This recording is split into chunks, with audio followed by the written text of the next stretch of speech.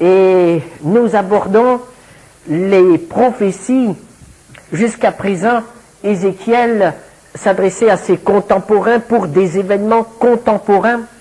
Et dimanche dernier, nous avons vu qu'il annonçait aussi le retour, quelque chose qui a commencé à se passer en 48 et qui continue à se dérouler sous nos yeux. Et les chapitres 38 et 39 d'Ézéchiel vont encore plus loin. Ce sont des événements qui nous dépassent et nous sommes donc en pleine dans les prophéties. Et comme toujours, en ce qui concerne les prophéties, une très grande prudence s'impose. Alors je vous demande ce matin de faire un effort, d'avoir le texte sous les yeux, de suivre pour que nous puissions bien nous comprendre. Quand nous commençons à étudier les prophéties, il faut toujours se souvenir que notre connaissance est imparfaite, incomplète. Il est facile de dire que certaines prophéties qui se sont déjà accomplies, notamment celles concernant la première venue du Seigneur, étaient claires. Elles sont claires pour nous parce que nous en connaissons l'accomplissement. Nous savons comment elles se sont accomplies. Mais pour les contemporains de Jésus, elles n'étaient pas aussi claires que cela. Et il en est de même pour nous. Les prophéties qui ne sont pas encore accomplies ne sont pas aussi claires que certains veulent bien l'affirmer. Et l'erreur est toujours possible. Il faut donc que nous soyons extrêmement modestes et que nous évitions d'être trop affirmatifs. Nous devons être prêts à nous laisser constamment corriger par une nouvelle compréhension des Écritures qui est possible par le déroulement des événements. Nous sommes toujours conditionnés par les événements de notre époque. Chaque interprète de la Bible lit la Bible selon ce qui se passe à son époque.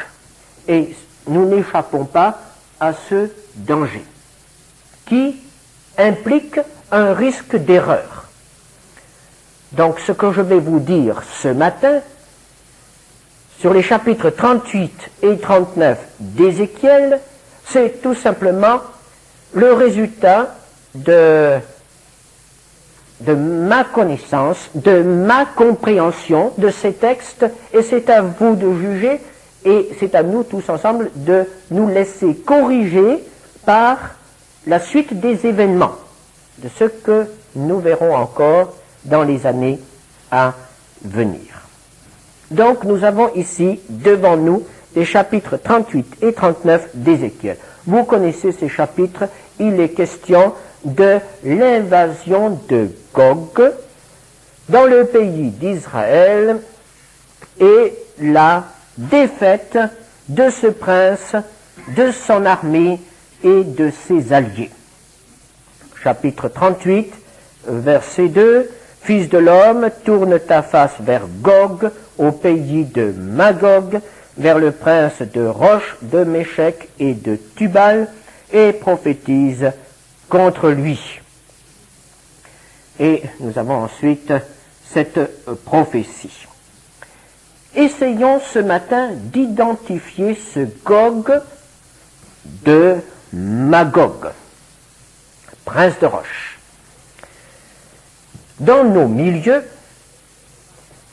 il est généralement identifié à la Russie. C'est l'opinion la plus répandue dans les milieux évangéliques. Mais il faut que nous sachions que tout le monde n'est pas de cet avis et qu'il y a certains arguments de poids que nous devons connaître et qui nous obligent à être prudents. Nous devons tout au moins connaître ces arguments. Quels sont les arguments de ceux qui sont contre cette interprétation? Tout d'abord, une constatation. Pourquoi une description aussi minutieuse de ce conflit avec la Russie, s'il s'agit de la Russie, et pourquoi la Russie n'est-elle mentionnée que dans ces 2 chapitres d'Ézéchiel et nulle part ailleurs dans la Bible? Pourquoi ce coup de projecteur absolument unique dans toute la révélation sur ce prince de Magog, sur ce Gog de Magog? Pourquoi seulement chez Ézéchiel?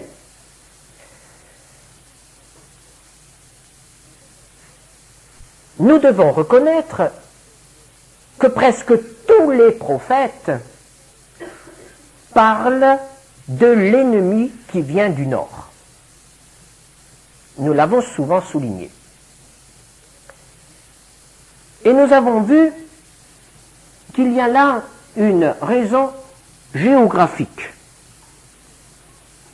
La Palestine a été un grand couloir d'invasion, un lieu de passage. Et les ennemis qui ont menacé Israël ont le plus souvent été des ennemis venant du nord. Le seul ennemi important qui pouvait venir du sud était l'Égypte. Et l'Égypte n'a jamais été très très menaçante pour Israël. Il y a eu des invasions, il y a eu des périodes où Israël était assujetti à un tribut, mais l'Égypte n'a jamais été présentée comme le grand ennemi. Par contre, dans les prophéties, le grand ennemi vient toujours du nord. Alors il y a eu la Syrie, il y a eu les Chaldéens, Babylone, plus tard, il y aura Alexandre le Grand, et toutes ces invasions sont toujours venues du nord. Ce qui fait que les prophètes, lorsqu'ils prédisent le péril, le voient toujours venant du nord. Mais il ne s'agit pas toujours du même ennemi. Il ne s'agit pas toujours du même peuple qui menace Israël. Donc si nous avons dans toute la Bible une menace constante au nord d'Israël, il faut quand même reconnaître que c'est seulement dans Ézéchiel que nous avons la mention de cet ennemi qui vient du grand nord. Dans Ézéchiel, il semble aussi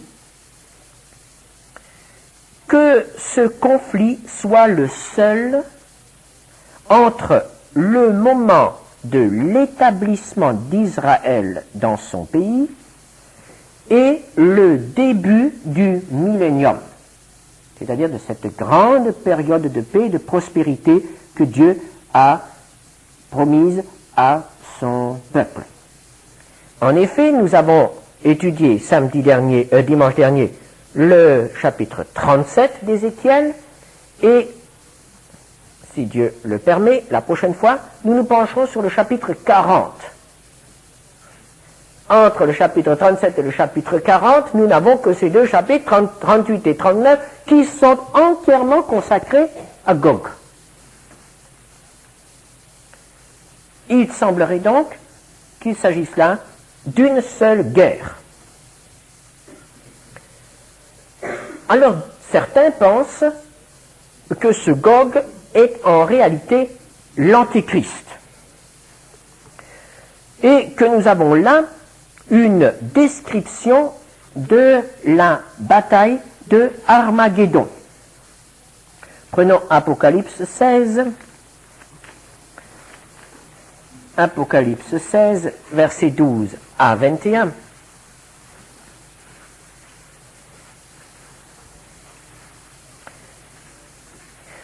Le 6e, il s'agit d'un ange, versa sa coupe sur le grand fleuve, l'Euphrate, et son eau tarit afin que le chemin des rois venant de l'Orient fut préparé. Et je vis sortir de la bouche du dragon, de la bouche de la bête et de la bouche du faux prophète 3 esprits impurs semblables à des grenouilles. Car ce sont des esprits de démons qui font des prodiges et qui vont vers les rois de toute la terre afin de les rassembler pour le combat du grand jour du Dieu Tout-Puissant. Voici, je viens comme un voleur. Heureux celui qui veille et qui garde ses vêtements afin qu'il ne marche pas nu et qu'on ne voit pas sa honte.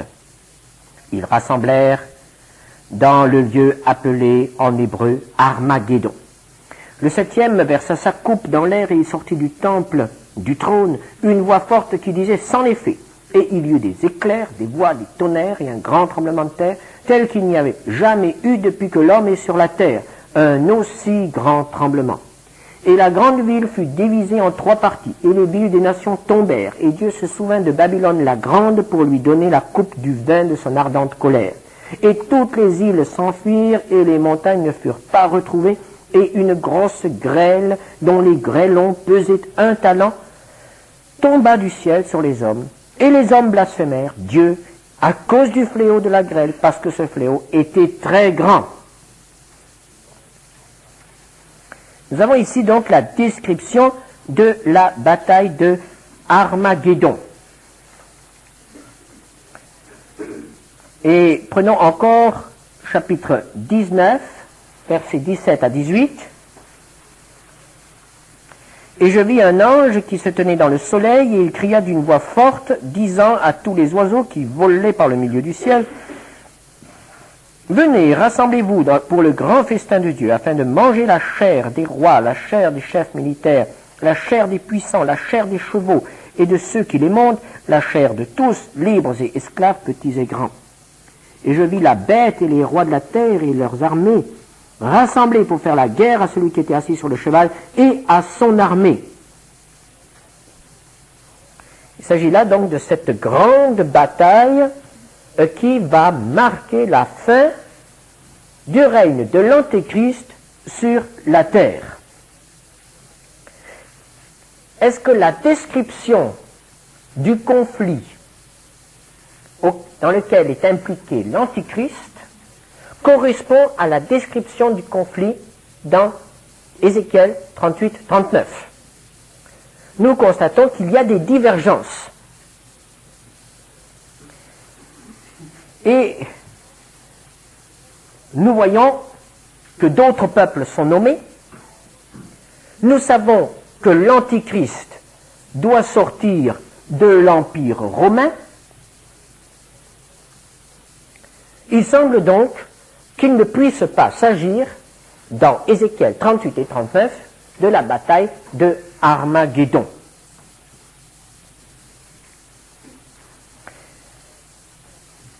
Nous avons dans l'Apocalypse une mention de Gog.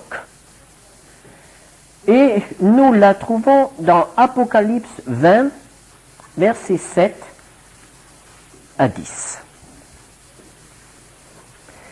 Quand les 1000 ans seront accomplis, Satan sera relâché de sa prison, et il sortira pour séduire les nations qui sont aux 4 coins de la terre, Gog et Magog, afin de les rassembler pour la guerre. Leur nombre est comme le sable de la mer. Et ils montèrent sur la surface de la terre, et ils investirent le camp des saints et la ville bien-aimée. Mais un feu descendit du ciel et les dévora. Et le diable qui les séduisait fut jeté dans l'étang de feu et de soufre, où sont la bête et le faux prophète, et ils seront tourmentés jour et nuit au siècle des siècles. Il s'agit là d'un autre conflit. Il ne s'agit pas du conflit qui oppose l'Antichrist au Seigneur, puisque l'Antichrist est déjà, depuis assez longtemps, depuis 1000 ans, dans les temps de feu et de soufre. Verset 10. Il s'agit là d'un conflit qui vient longtemps après, c'est le dernier conflit.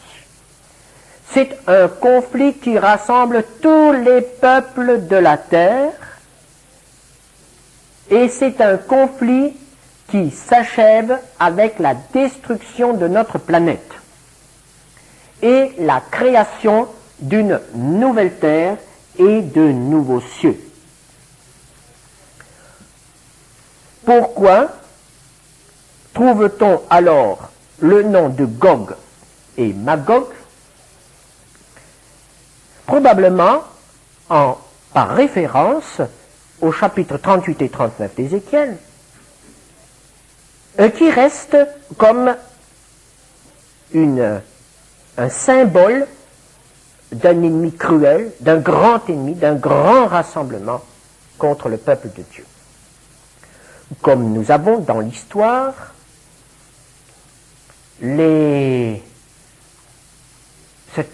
ce combat qui eut lieu en Madian, qui n'a certainement pas été un grand combat, mais qui est resté un combat symbolique. On a toujours de nouveau fait référence à la journée de Madian, à ce qui s'est passé ce jour-là, comment Dieu est intervenu.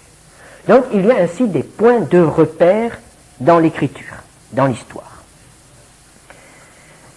Essayons de trouver une solution en nous penchant sur les indications ethniques, sur les noms des peuples qui sont impliqués dans ce conflit. Chapitre 38 énumère quelques peuplades. Chapitre 38, verset 2. Fils de l'homme, tourne ta face vers Gog, au pays de Magog, vers le prince de Roche, de Méchec et de Tubal, et prophétise contre lui. Tu diras ainsi par le Seigneur l'Éternel, voici j'en veux à toi, Gog, prince de Roche, de Méchec et de Tubal. Je t'entraînerai et je mettrai une boucle à tes mâchoires. Je te ferai sortir, toi et toute ton armée, chevaux et cavaliers, tous vêtus magnifiquement, troupes nombreuses portant le grand et le petit bouclier, tous maniant l'épée. Et maintenant nous avons l'énumération des alliés, et avec eux, ceux de Perse, d'Éthiopie, de Put, tous portant le bouclier et le casque, Gomer et toutes ses troupes, la maison de Togarma, à l'extrémité du septentrion et toutes ses troupes. Essayons de retrouver ces peuplades.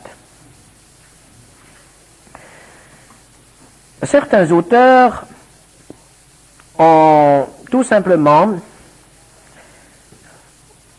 établi une comparaison entre le mot roche et le nom Russie, entre le nom de Méchec et la ville de Moscou, entre le nom de Tubal et la ville de Tobolsk.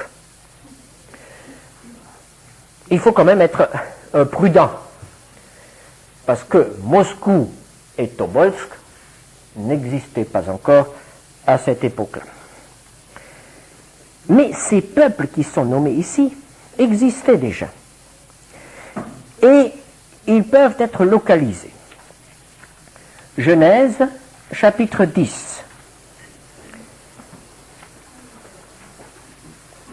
Nous avons là le tableau des descendants de Noé.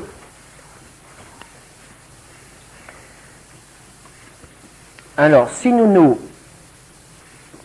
contentons de rester dans le cadre des révélations bibliques, nous trouvons dans Genèse, chapitre 10, versets 1 à 3, voici la postérité des fils de Noé, Sem, Cham et Japhet. Il y a donc 3 fils. Verset 2, les fils de Japhet furent Gomer, Magog, Madaï, Javan, Tubal, Méchec et Tiras. Les fils de Gomer, Ashkenaz, Riphat et Togarma. Les fils de Javan, Elisha, Tarsis, Kittim et Dodanim. C'est par eux qu'ont été peuplées les îles des nations selon leur terre, selon la langue de chacun, selon leur famille, selon leur nation. Japhet a été considéré dès l'origine comme le père des peuplades européennes. Nous avons donc devant nous une liste de peuples européens. Certains peuples sont directement identifiables. Par exemple, Javan a toujours été la Grèce dans la Bible. Nous avons Tarsis qui peut être identifié avec l'Espagne. Alors maintenant, essayons de retrouver les peuples qui sont nommés dans Ézéchiel. Et nous identifions Magog, Méshek, Tubal, Togarma. Il s'agit donc là de peuples européens. Les fils de Gomer sont Ashkenaz. Les Juifs aujourd'hui désignent encore sous le nom de Ashkenaz les peuples d'Europe centrale et notamment les Juifs venant d'Allemagne. Comme vous le savez, il y a deux rites, les Ashkenazis et les Séfaradis. Les Juifs d'Afrique du Nord sont les Séfaradis et les Juifs Ashkenazis, ce sont les Juifs d'origine européenne. Donc, Ashkenaz serait l'Europe. Nous avons là des peuples qui se trouvent en l'Europe centrale ou orientale. Togarma peut être identifié à la Turquie. Et les Arméniens pensent qu'il s'agit plutôt de l'Arménie. On a là-dedans le mot Arma. D'après de très anciennes cartes, cela pourrait être vrai. Voyons un peu plus loin d'autres peuples. Nous avons le nom de Put, et nous le retrouvons au chapitre 10, verset 6. Les fils de Cham furent Cush, Mitzraïm, Put et Canaan. Mitzraïm, c'est l'Égypte. Canaan, il n'y a pas de problème, nous l'identifions.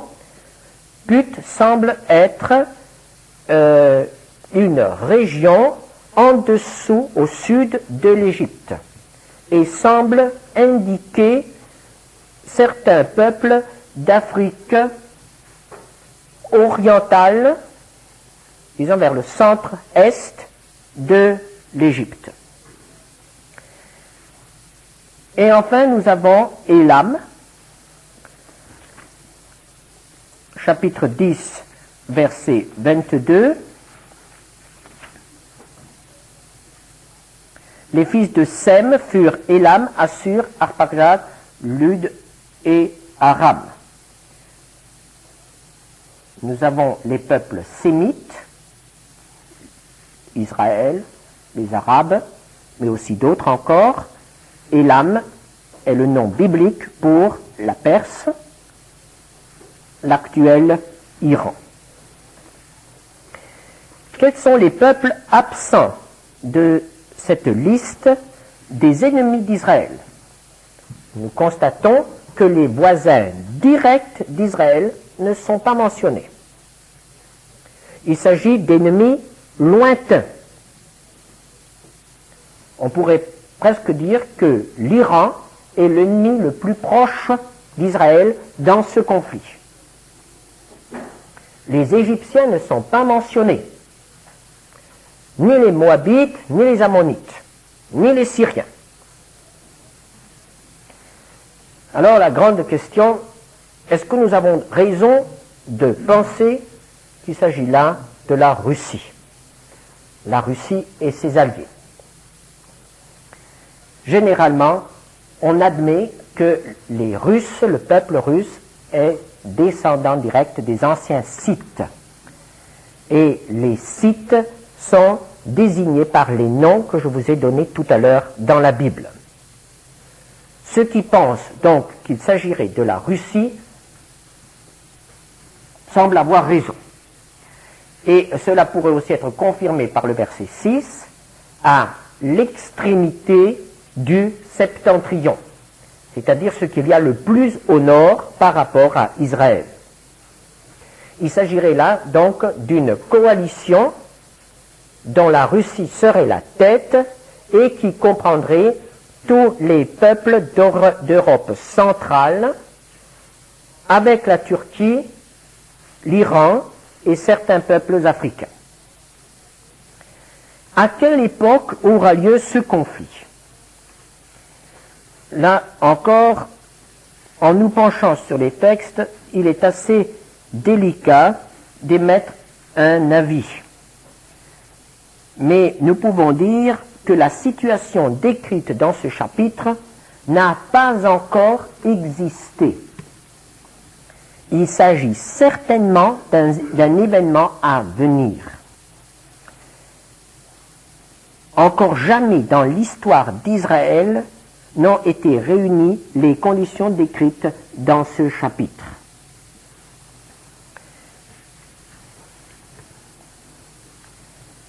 Nous voyons aussi qu'il s'agit d'un événement extrêmement important, d'un événement annoncé longtemps d'avance par d'autres prophètes.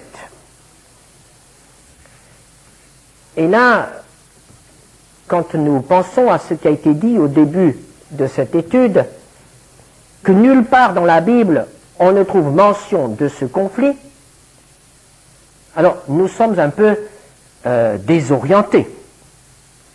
Par exemple, par le chapitre 39, verset 8, qui dit « Voici ces choses viennent, elles arrivent, dit le Seigneur l'Éternel, c'est le jour dont j'ai parlé. » Donc les autres prophètes ont parlé de ce jour. Chapitre 38, versets 17 et 19. « Ainsi parle le Seigneur l'Éternel, est-ce toi de qui j'ai parlé jadis par mes serviteurs, les prophètes d'Israël, qui ont prophétisé alors pendant des années que je t'amènerai contre eux? En ce jour-là, le jour où Gog marchera contre la terre d'Israël, dit le Seigneur l'Éternel, la fureur me montera dans les narines. Je le déclare dans ma jalousie et dans le feu de ma colère, en ce jour-là, il y aura un grand tumulte dans le pays d'Israël. » C'est donc un jour longuement préparé. C'est un jour qui sera l'occasion d'un grand tumulte. Ça sera quelque chose d'extraordinaire, quelque chose de jamais vu. Essayons de voir encore d'un peu plus près la situation, et surtout la situation d'Israël.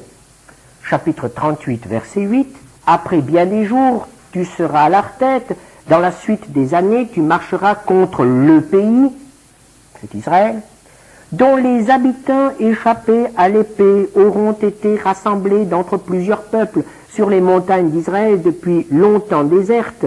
Retirés du milieu des peuples, ils seront tous en sécurité dans leur demeure. » Il s'agit donc d'un événement qui aura lieu après le rassemblement d'Israël.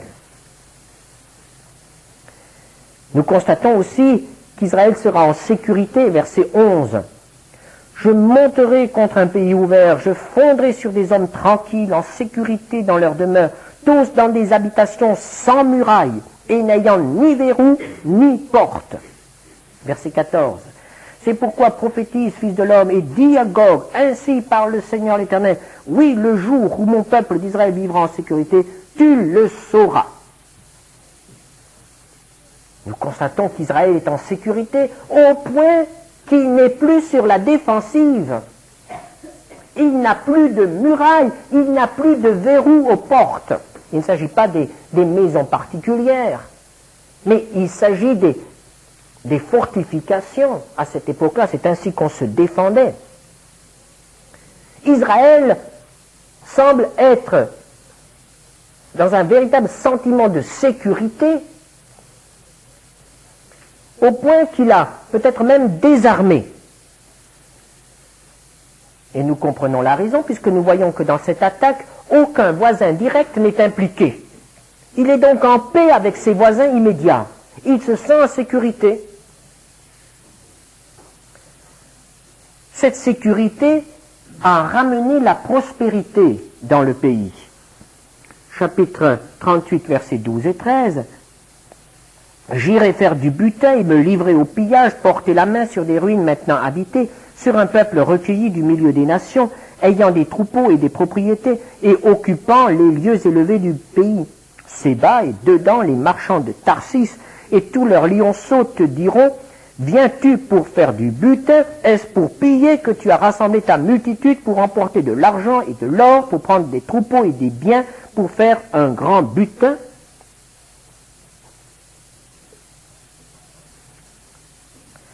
Donc Israël a pu reconstruire son économie. Mais qu'est-ce qui manque dans cette description? Il n'y a aucune mention d'une vie spirituelle en Israël. Israël est en sécurité, Israël est prospère, mais Israël n'est pas converti. Alors nous pourrions dire que nous pourrions placer cet événement, en nous référant au chapitre 37, entre le moment où les eaux se sont rassemblées et où ils sont devenus à nouveau des corps, mais ils ne sont pas encore habités par l'Esprit. Tout est là, tout est reconstitué, mais l'Esprit n'est pas encore venu. Et cela concorde avec les prophètes, parce que Zacharie nous apprend que l'Esprit ne sera donné à Israël que dans la crise finale, en pleine guerre. Zacharie 12, verset 10, « Alors je répandrai sur la maison de David et sur les habitants de Jérusalem un esprit de grâce et de supplication, et ils tourneront les regards vers moi, celui qu'ils ont percé. » Ce n'est pas dans un temps de prospérité qu'Israël va se convertir. Israël va se convertir quand il sera réduit à l'extrémité. Alors essayons de revoir un peu ce que nous avons dit tout à l'heure. Est-ce que cela coïncide avec la description de l'Antichrist, par exemple? Est-ce que ça peut être l'Antichrist? Est-ce que c'est Armageddon? Nous constatons dans ce chapitre 38 et 39 que Jérusalem n'est pas menacée. Il n'est pas question de Jérusalem. Nous constatons également que le lieu de la bataille n'est pas Megiddo. Or, l'Antichrist sera vaincu à Megiddo, c'est-à-dire à côté de Haïfa, en Israël. Par contre, Gog sera vaincu de l'autre côté de la mer Morte. Chapitre 39, verset 11. En ce jour-là, je donnerai à Gog un lieu qui lui servira de sépulcre, la vallée des voyageurs à l'orient de la mer. Donc dans l'actuelle Jordanie. Ensuite, nous voyons également qu'Israël profitera de cette victoire. Et il est dit qu'ils feront du feu pendant 7 ans, des armes qui seront abandonnées. 39, verset 9. Qu'est-ce que ça signifie? Bien, cela signifie qu'il y aura une période de désarmement. On n'éprouvera pas le besoin d'entrer les armes gagnées sur l'adversaire dans les arsenaux. On les convertira, on les détruira. Or, habituellement, jusqu'à présent, Israël n'a jamais détruit les chars ou les avions qu'ils ont réussi à prendre aux adversaires. Au contraire, ils les ont intégrés dans leur armée. Ici, il n'en est pas question. Israël n'éprouve pas le besoin de réutiliser les armes gagnées sur le champ de bataille. Ici, il est fait mention d'une période de 7 ans. Nous savons que l'Antichrist régnera 7 ans. Peut-être qu'il s'agit là du début de la période de l'Antichrist. Comment situer cela? Dans l'Apocalypse, nous n'avons pas cette bataille de Gog et de Gog, mais nous avons la mention d'un conflit décrit en quelques versets seulement qui pourrait correspondre à la situation dans Ézéchiel 38 et 39. Il s'agit de ce qui se passe au moment de la 6e trompette. Apocalypse 9, versets 13 à 19. Le 6e ange sonna de la trompette et j'entendis une voix venant des 4 cornes de l'autel d'or qui est devant Dieu et disant au 6e ange qui avait la trompette, délie les 4 anges qui sont liés sur le grand fleuve l'Euphrate. Et les 4 anges qui étaient prêts pour l'heure, le jour, le mois et l'année furent déliés afin qu'ils tuassent le tiers des hommes. Le nombre des cavaliers de l'armée était de 2 myriades de myriades. J'en entendis le nombre et ainsi je vis les chevaux dans la vision et ceux qui les montaient ayant des cuirasses couleur de feu, d'hyacinthe et de soufre, etc. jusqu'au verset 21. Il est mention ici du fleuve l'Euphrate. Et habituellement, on se représente l'Euphrate comme étant à l'orient d'Israël. Mais lorsque vous rentrerez chez vous, je vous demande de prendre un atlas et de regarder de près la carte du Proche-Orient, et vous remarquerez que l'Euphrate forme une boucle, une très large boucle.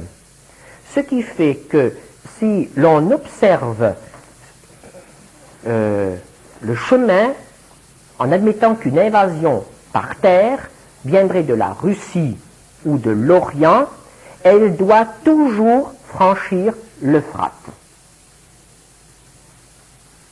Parce que cela fait une grande boucle. Cela m'a été confirmé par ma sœur qui s'est rendue sur les lieux au cours d'un voyage et qui a ramené des diapositives. Et en me les montrant, elle m'expliquait ce que c'était et elle a pris des photos de toute cette région.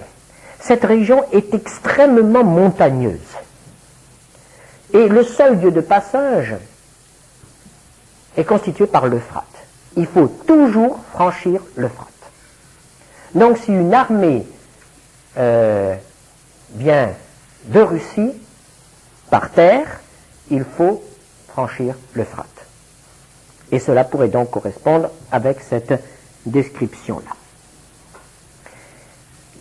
Comme il s'agit d'une région très montagneuse, il est hors de question d'y amener des chars.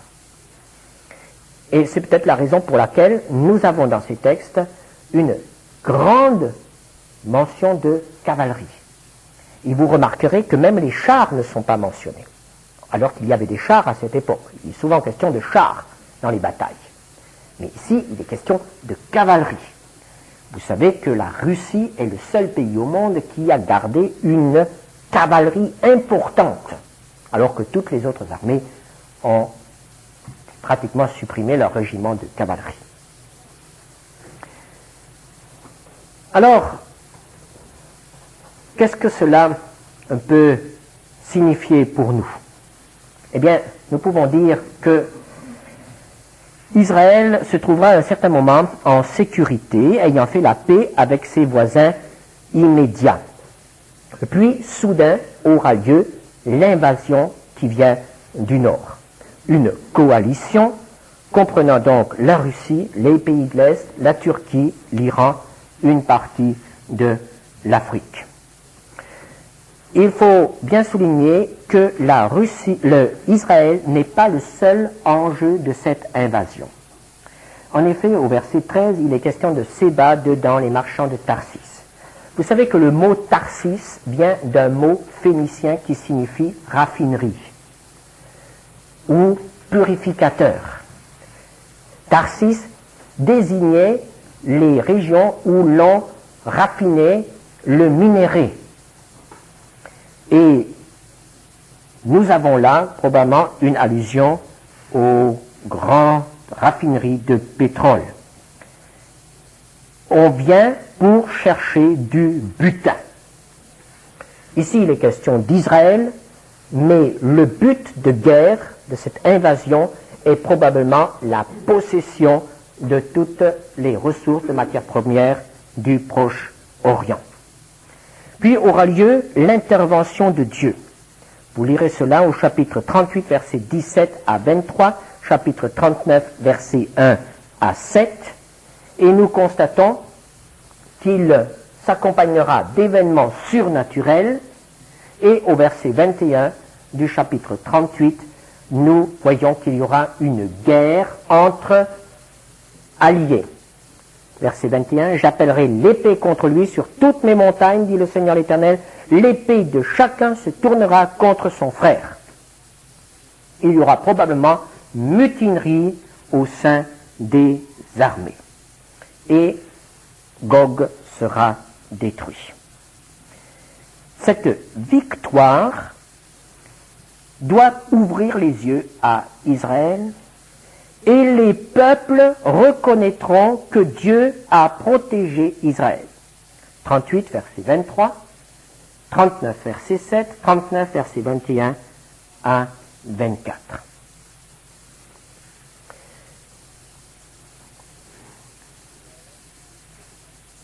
Le grand ennemi du Nord étant vaincu, il se peut que ce soit le moment où l'Antichrist va apparaître n'ayant plus d'ennemis. Et c'est peut-être la raison pour laquelle on donne une si grande importance à ce conflit. Ce n'est pas le grand conflit de la fin, mais je dirais que c'est le signal de départ. En quelque sorte, nous aurions au chapitre 37